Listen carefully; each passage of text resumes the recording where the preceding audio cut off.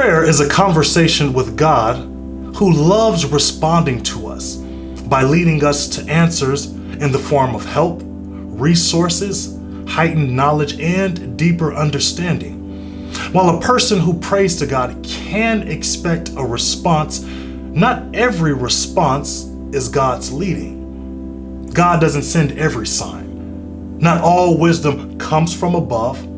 Everyone's advice doesn't have God's purposes in mind, and some leadings tempt us to go the wrong way and do the wrong things.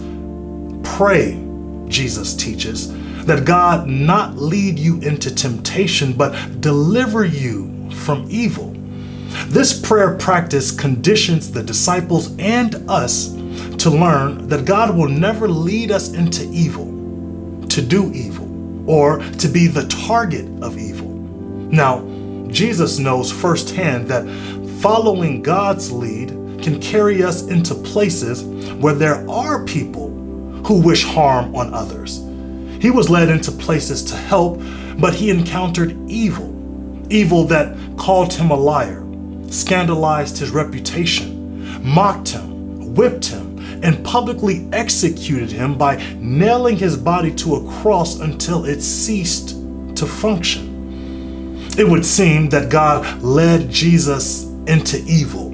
Some will say God set Jesus up, left him out to dry by abandoning his boy in the midst of injustice. But the outcome suggests otherwise. Though in excruciating pain, Jesus knew God hadn't led him to be harmed by people. He knew God didn't make people do evil things to him.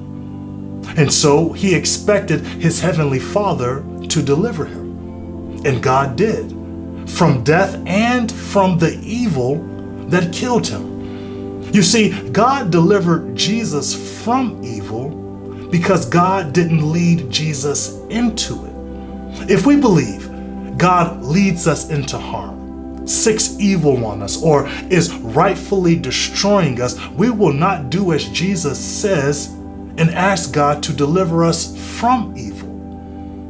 My friends, God isn't the one leading us into temptation. God isn't the one who's leading us into evil. So like Jesus, we can expect God to deliver us from it. Practice asking God to not lead you into temptation and to deliver you from evil, so you know who to ask for deliverance when evil presents itself in the places you're led. Peace.